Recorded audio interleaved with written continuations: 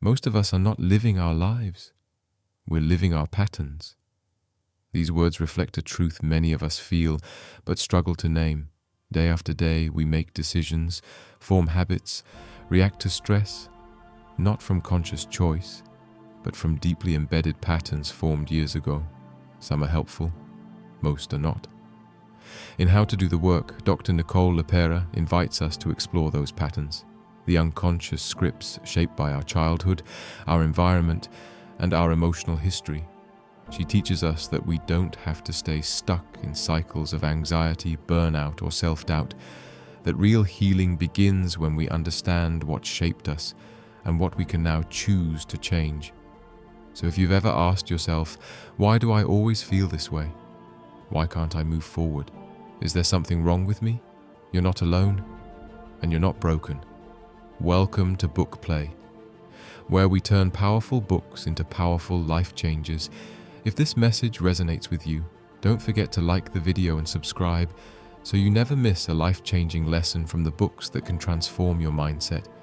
Because the moment we see our patterns clearly, we finally get the chance to live beyond them. Jack is 26. He works remotely as a UX designer for a fast-growing tech startup. He's self-taught, skilled, and in demand. His calendar is full of client calls, product sprints, and late-night design revisions.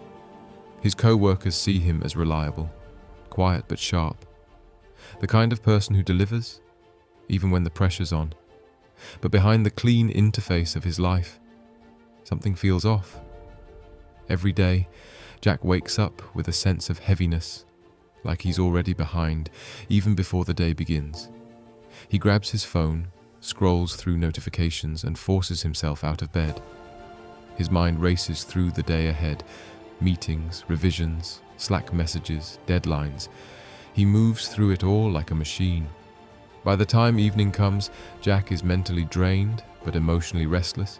He crashes on the couch with his laptop nearby, just in case, and scrolls through social media until he can't feel much of anything. There's nothing wrong on the surface. He's doing everything right. But inside he feels stuck, disconnected. Like he's going through the motions of a life that was never fully his to begin with. He's noticed it more lately. How often he says yes when he means no. How hard it is to speak up in meetings. How silence feels safer than conflict. He overthinks every message he sends. Rereads emails 5 times before hitting send. And when he gets praise, he immediately wonders if he's fooled everyone again. Some days he questions his entire path, not because he hates the work, but because he doesn't know what he's doing it for.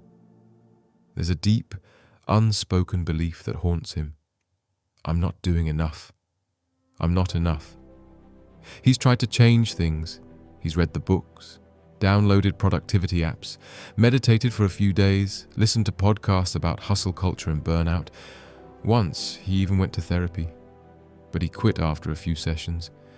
It didn't feel like it was helping, or maybe he didn't know how to be helped. When he looks back at his childhood, nothing seems obvious. His parents were strict but stable. Emotions weren't really talked about. You just moved on. Achievement was praised. Sensitivity was ignored. He learned early how to be the good kid, how to not make things harder for anyone. And that pattern never really stopped. He doesn't talk about these things with friends. Everyone seems busy, focused, driven. No one wants to hear about emotional exhaustion when you're still hitting your targets and making rent.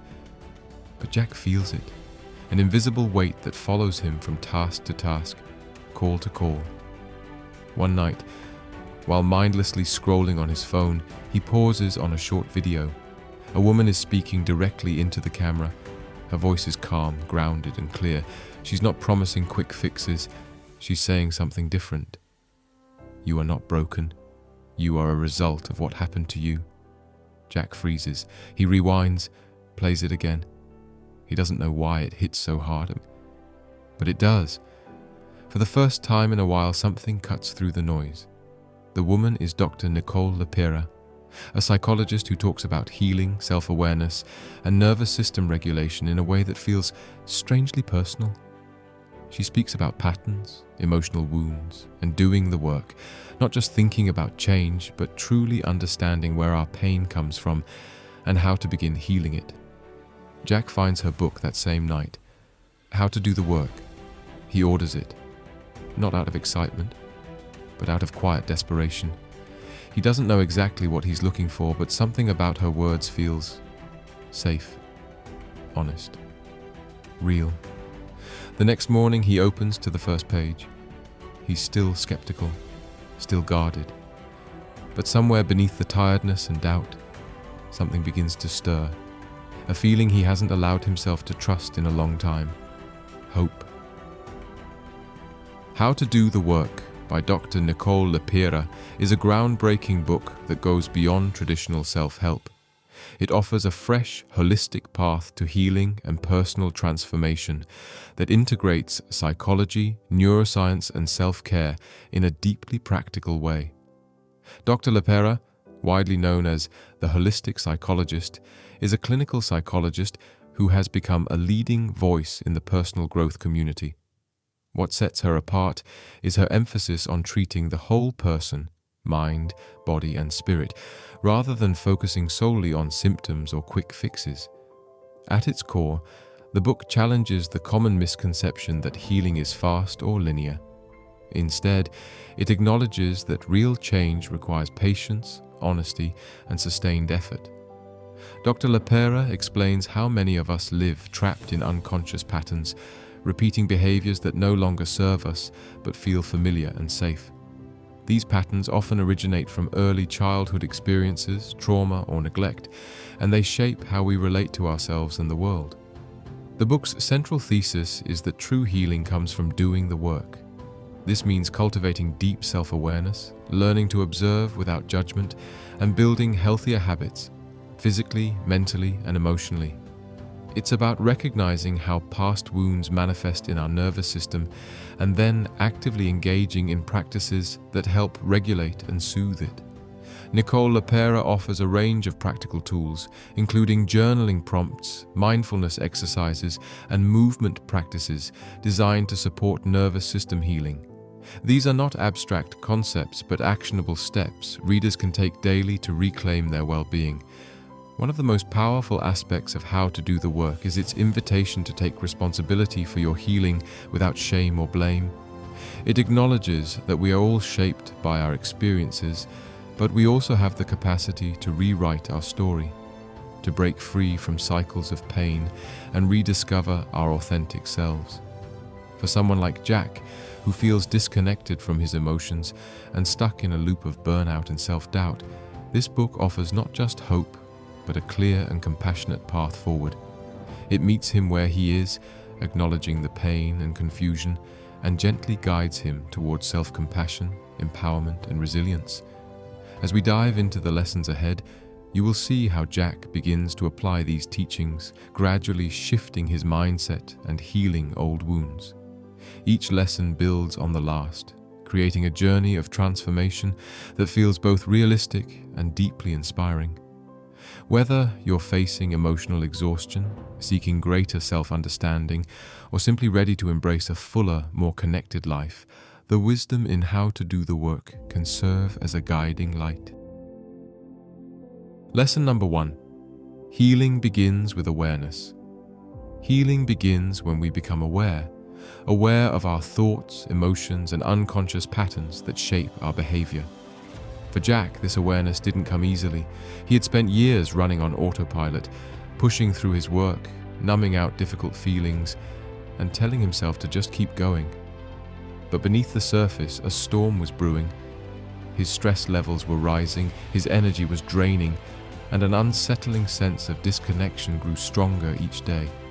He found himself caught in loops of negative self-talk, harsh judgment, and a constant feeling that he wasn't enough.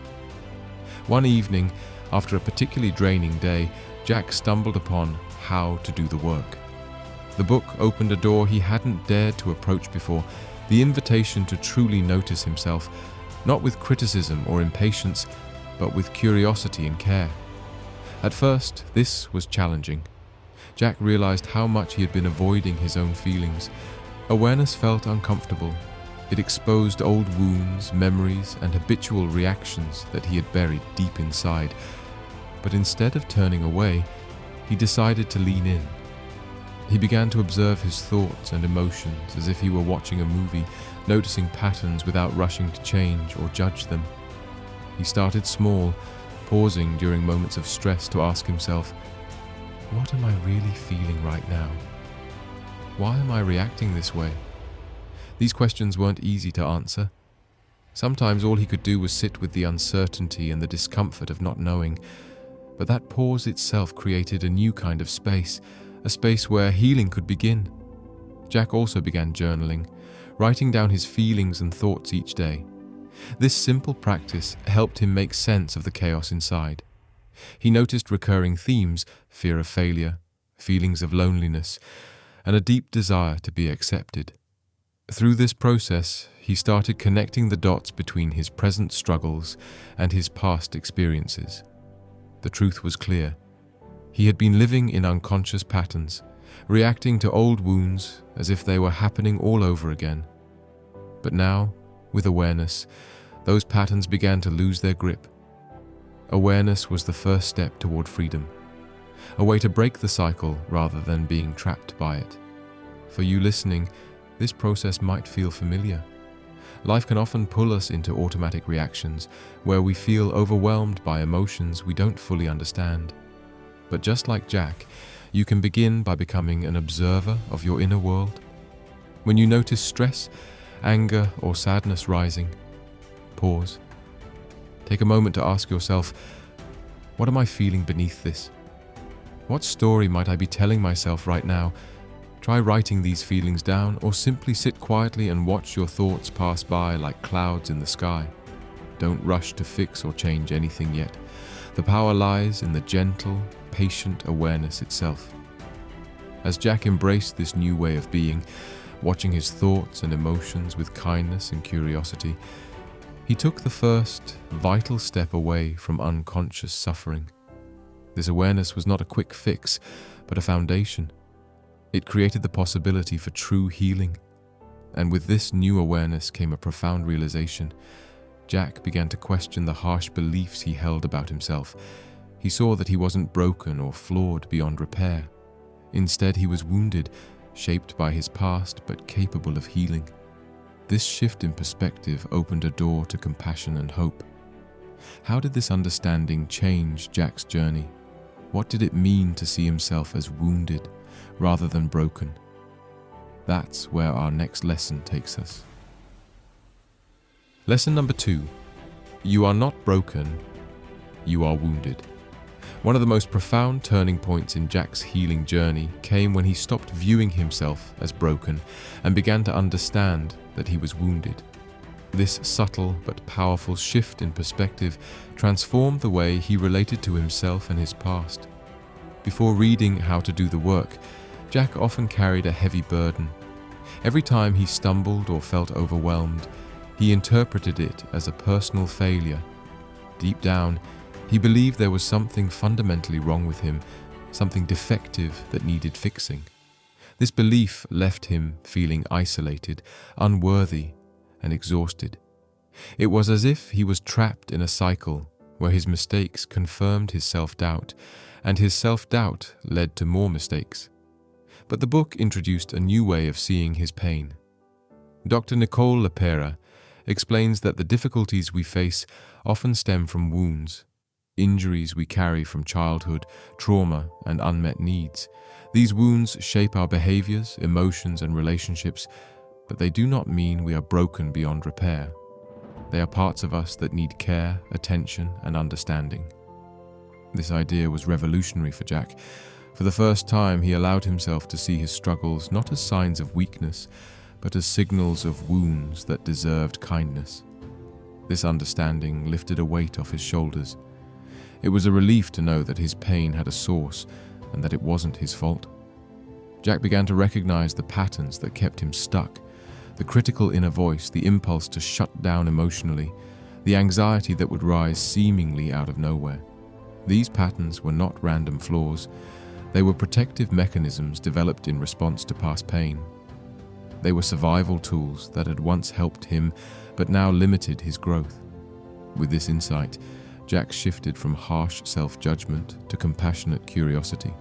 Instead of punishing himself for feeling anxious or inadequate, he started asking, "What part of me is hurting right now? What does this wound need to heal?" This gentle questioning was unfamiliar but profoundly healing. At times, Jack struggled with impatience and frustration. The old narrative of "fix yourself quickly" echoed loudly in his mind. But with practice, he learned that healing is not a race. It is a gradual process of tending to wounds with patience, acceptance, and self-love. For you listening, this lesson offers a powerful invitation. If you have ever felt broken, unworthy, or stuck in painful patterns, consider that you may be wounded, not broken. Your struggles do not define your value. Instead, they reveal places where healing is needed. Try speaking to yourself with compassion, as you would to a dear friend. When self-criticism arises, pause and remind yourself, "I am healing. I am worthy of love and care, just as I am." This simple shift in language can soften the harshness and open space for growth. As Jack embraced this new self-compassion, he felt a growing sense of hope. He realized that healing was possible and that he had the strength to move forward, even when it felt difficult. This acceptance laid the groundwork for deeper healing, beyond just thoughts and feelings. He began to explore the connection between his mind and body, and how his nervous system held memories of trauma and stress. Understanding this connection was a revelation that led him to the next phase of his healing journey, which we will explore in the following lesson. Lesson number 3. Your nervous system holds your story. As Jack's understanding deepened, he discovered a new truth that surprised him. His nervous system was carrying the weight of his past experiences, storing memories of trauma, stress, and pain long after the events themselves had passed. This revelation was both daunting and hopeful. Before this insight, Jack had thought healing was mostly about changing his thoughts or managing his emotions, but how to do the work opened his eyes to the profound connection between the mind and body, the way our nervous system reacts and remembers, often unconsciously. Jack learned that when he experienced stress or trauma, his nervous system would respond by activating fight, flight, or freeze reactions. These responses were designed to protect him in moments of danger, but when left unresolved, they became patterns that shaped his daily life. He noticed how his body tensed when he felt anxious, or how he would sometimes freeze in moments of conflict, unable to respond. This understanding helped Jack make sense of feelings that had seemed confusing or overwhelming. His panic attacks, moments of shutdown, and unexplained tension were not signs of weakness. They were signals from a nervous system trying to keep him safe. Jack also realized that healing required more than just mental effort. It meant learning to listen to his body, to recognize when his nervous system was activated, and to find ways to soothe and regulate it. This was a new kind of awareness, one that involved mindfulness, breathing exercises, and practices that helped him reconnect with his physical self. For you listening, this lesson offers a reminder that healing is holistic. Your body remembers what your mind may try to forget. When you feel overwhelmed, anxious, or shut down, it's often your nervous system responding to past experiences. Try paying attention to how your body feels in moments of stress. Notice any tightness, racing heart, or shallow breathing. When you do, take a moment to breathe deeply, grounding yourself in the present moment. Simple practices like slow, intentional breathing or gentle movement can help calm your nervous system and create a sense of safety. Jack found that as he practiced these techniques, he could interrupt old patterns and begin to rewrite his body's story. This was empowering. He was no longer controlled by unconscious reactions, but could respond with greater awareness and calm. Understanding that his nervous system held his story was a key step toward healing. It showed Jack that transformation is possible, not just in his thoughts, but deep within his body. And as Jack began to soothe his nervous system, He also realized that true healing requires creating new, healthy habits, habits that support his well-being daily. This realization prepared him for the next lesson, where he would learn how to build new ways of living that nurture his whole self. Lesson number 4, self-healing requires setting boundaries. As Jack continued his healing journey, he came face to face with a challenge that felt both daunting and essential: learning to set boundaries. It was a lesson that struck deep because it touched on a part of himself he had long ignored: his need to protect his own energy, his sense of self-worth, and his mental health. Before reading How to Do the Work, Jack had often found himself trapped in a cycle of people-pleasing. At 26, working in a demanding tech startup, the pressure to be constantly available and agreeable was intense. He frequently said yes to extra projects, social invitations, and emotional support for friends, even when it left him drained. Saying no felt like a betrayal, both to others and secretly to himself. This pattern wasn't new. Jack had grown up in an environment where his feelings were often overlooked in favor of others' needs. Over time, this had cultivated a deep-rooted fear. If he set limits, he might lose connection, love, or acceptance. So he kept his boundaries blurred, sacrificing his well-being to maintain peace and approval. Nicole LePera's book illuminated a powerful truth.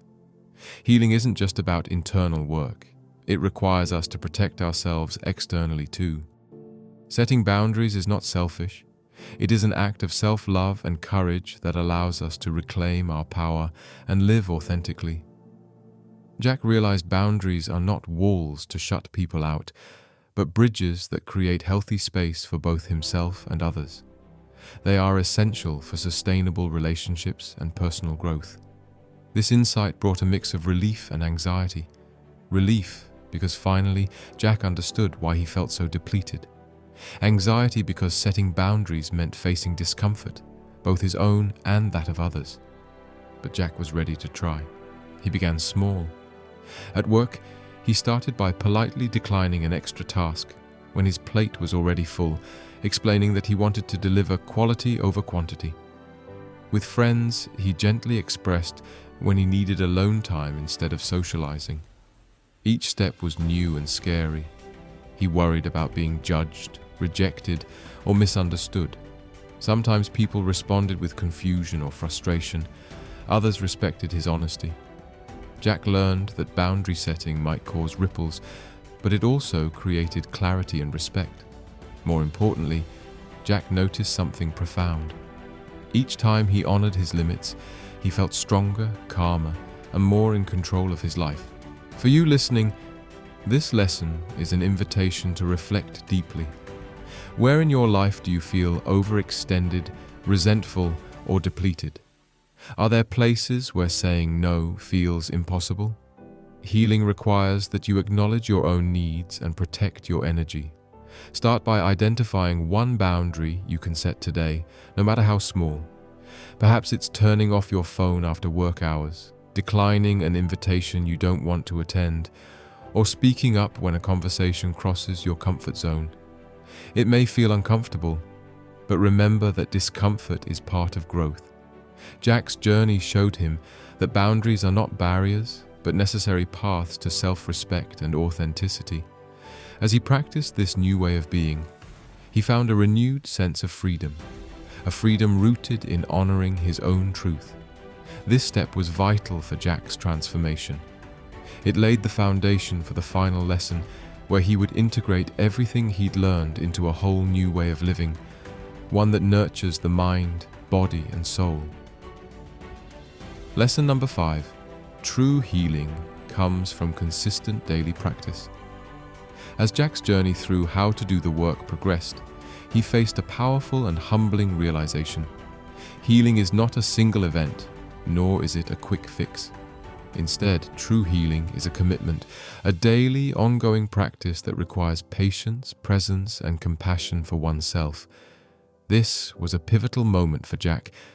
Before, he had imagined healing as a sudden breakthrough, a moment where everything would suddenly make sense and his struggles would vanish. He longed for that instant relief, that aha moment that would change everything. But the book made it clear that healing is far more intricate. It is a gradual process, sometimes invisible, often challenging, but ultimately transformative. Jack began to understand healing as a lifelong commitment, much like caring for a garden. You don't plant seeds and expect a lush bloom overnight. You nurture the soil, water regularly, pull out the weeds, and patiently wait for growth. Some days are rewarding and filled with progress. Other days bring setbacks, confusion, or pain, and both are part of the process. Nicole LePera's approach emphasized the integration of mind, body, and spirit, healing that honors every part of us. For Jack, this meant developing daily rituals that supported his nervous system regulation, helped him maintain boundaries, and cultivated self-awareness and compassion. He began to wake up each day with small practices that grounded him in the present moment. Mindfulness meditation became a cornerstone, allowing him to observe his thoughts and feelings without judgment. Journaling helped him track his emotional landscape and notice patterns. Deep breathing exercises offered a way to calm his nervous system when stress threatened to overwhelm. Jack also focused on fundamental physical care, nourishing his body with wholesome foods, getting enough rest, and moving regularly. He realized that mental and emotional healing could not happen in isolation from physical health. His body and mind were deeply interconnected. Perhaps most importantly, Jack learned to practice kindness toward himself.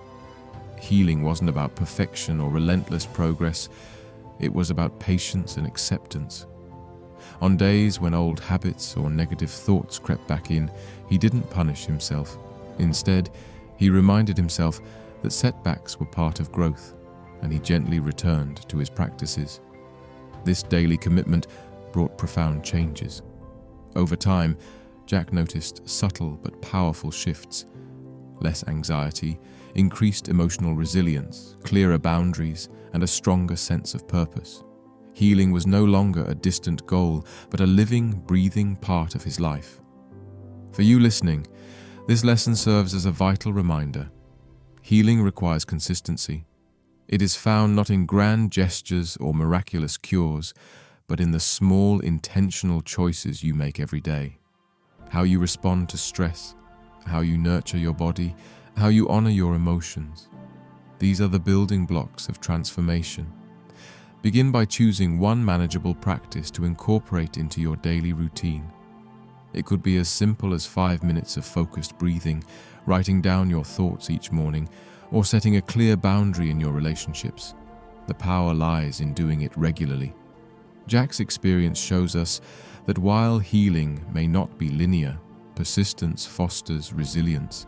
Each day you show up for yourself, you lay a stronger foundation for lasting well-being and inner peace. After months of dedication, self-reflection, and practice, Jack found himself standing in a very different place than where he began. The anxiety and overwhelm that once clouded his days had softened into something more manageable, a companion he could understand rather than a force that controlled him.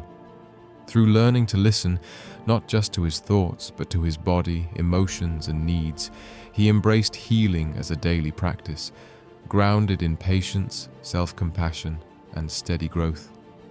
Jack's transformation wasn't about achieving perfection or erasing all challenges. Instead, it was about reclaiming his power and learning to respond to life with awareness, rather than reacting out of old patterns. He understood that while his past shaped him, it no longer had to define his future. For you watching, Jack's journey offers a powerful reminder that transformation is always possible. Wherever you find yourself today, whether wrestling with self-doubt, anxiety, burnout, or simply searching for a deeper connection with yourself, the path forward is paved with consistent, compassionate effort. Healing is not reserved for a few. It is accessible to anyone willing to show up and do the work. Every small step you take, facing difficult emotions, tuning into your body's signals, setting healthy boundaries, or practicing kindness toward yourself, moves you closer to becoming your best self. Progress may feel slow at times, but with each choice you build resilience and hope. So take heart. Take action. Trust the process, even when it feels challenging. Honor your unique journey and know that every moment you commit to healing, you are planting seeds for a stronger, more empowered future. If Jack's story and these lessons have resonated with you, I invite you now to pause and reflect. What is one small, meaningful step you can take today toward your own healing and growth? Sometimes it's in these small actions that profound change begins. If you found value in this video, please consider liking and subscribing to Bookplay. Our mission is to bring you powerful insights from life-changing books that can transform your mindset and inspire your personal growth. Your journey matters deeply, and together we'll explore more stories and lessons to help you thrive. Thank you for being here, for your courage to grow, and for committing to keep doing the work. Until next time, take care of yourself, stay curious, and remember, true transformation is within your reach.